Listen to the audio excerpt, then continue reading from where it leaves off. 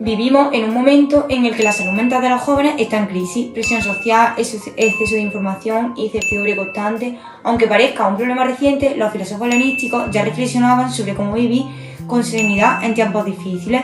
En este vídeo explicaremos cómo sus ideas pueden ayudarnos hoy junto a las aportaciones de filósofos de la época. En este trabajo investigamos sobre dos escuelas analíticas. Primero, el estoicismo, el cual enseñaba cómo mantener la calma ante lo que no podemos controlar, y luego el epicureísmo, que buscaba la tranquilidad ante placeres simples y amistades sinceras.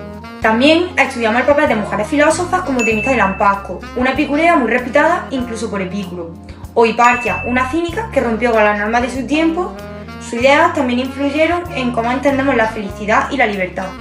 Uno de los grandes problemas que sufrimos los jóvenes hoy en día es el exceso de estímulos, notificaciones constantes, comparaciones, noticias falsas.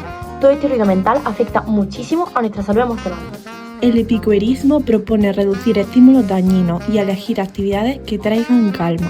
Eso significa filtrar lo que consumimos, limitar redes si nos afectan y rodearnos de personas que nos den paz.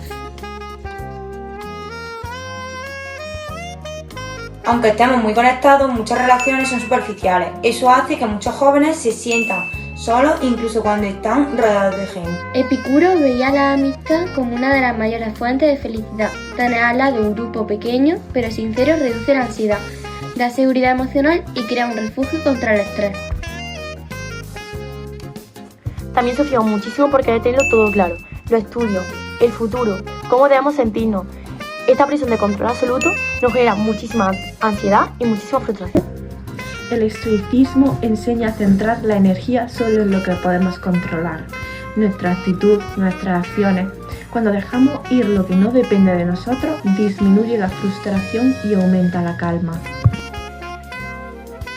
Además, muchas veces no sabemos cómo manejar nuestras emociones de forma sana, porque nadie nos enseña autocontrol o reflexión diaria. Esto nos vuelve más vulnerables al estrés. El autocontrol es una herramienta poderosa para manejar las dificultades de la vida. Cuando aprendemos a no reaccionar de inmediato frente a una situación difícil, podemos evitar que las emociones nos dominen y que nuestras decisiones empeoren el problema. Dedicar unos minutos cada día a reflexionar nos da la oportunidad de crecer y aprender de nuestra experiencia. Antes de reaccionar impulsivamente podemos detenernos y observar la situación con calma, preguntándonos cómo podemos manejarla de la mejor manera. Después de analizar la idea analítica, nos queda muy claro que los problemas que vivimos hoy en día no son tan nuevos como pensábamos.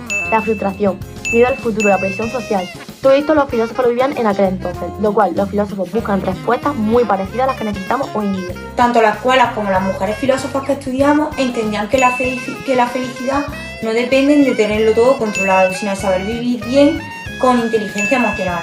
Ellas ya hablaban de calma, de moderación, de relaciones sanas y de cuidar nuestra mente.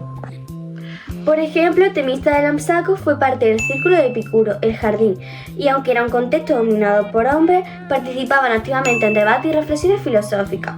Su papel demuestra que las mujeres podían tener voz y autoridad en la filosofía, y que la vida ética y la amistad eran fundamental para alcanzar la tranquilidad del alma.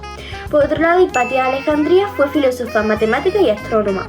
Enseñaba con claridad y defendía el pensamiento racional y la ciencia en una época de conflicto entre religión, política y conocimiento. Su ejemplo nos recuerda que la búsqueda de la sabiduría y la felicidad no depende de los bienes materiales, sino de aprender a pensar por uno mismo y vivir con razonamiento y virtud. Hiparquía de Manorea eligió un estilo de vida cínico y sencillo, renunciando a lujo y comodidades para vivir en armonía con la naturaleza y practicar la filosofía junto a Crates. Desafió las normas sociales y defendió la igualdad entre hombres y mujeres, mostrando que la autenticidad y la coherencia con los propios principios son más valiosas que las expectativas externas. Leontión de Mantinea, discípula de Epicuro, participó activamente en la escuela del jardín y escribió críticas filosóficas importantes, aunque algunos intentaron deslegitimizar por ser mujer. Ella demostró que las mujeres podían ejercer pensamiento crítico, debate y liderazgo intelectual, siendo un ejemplo de resistencia y autonomía en la filosofía helenística. Del epicureísmo aprendemos que no necesitamos una vida llena de estímulos para ser felices, sino una vida serena, amistades sinceras, actividades simples, momentos de tranquilidad y la capacidad de alejarnos de lo que nos hace daño. Es una propuesta sorprendentemente moderna. Y del estoicismo aprendemos a aceptar los cambios y la incertidumbre como parte natural de estar vivos. Cuando distinguimos lo que depende de nosotros, nuestras acciones, nuestras decisiones, nuestra actitud, etc., de lo que no, dejamos de desgastarnos con cosas que jamás podremos controlar. Si los jóvenes aplicáramos aunque sea una parte de esta idea, podríamos proteger mucho mejor nuestra salud mental. La filosofía no es solo una parte teórica, sino también una herramienta muy práctica. Nos ayuda a pensar, a calmarnos y a vivir con más claridad en medio del caos moderno. No se trata de ser perfectos ni de seguir todas las enseñanzas al pie de la letra, sino de aprender lo que nos sirve para vivir mejor. Porque aunque hayan pasado más de 2000 años, estas filosofías siguen guiándonos hacia la misma meta, una vida más tranquila, más consciente y más humana.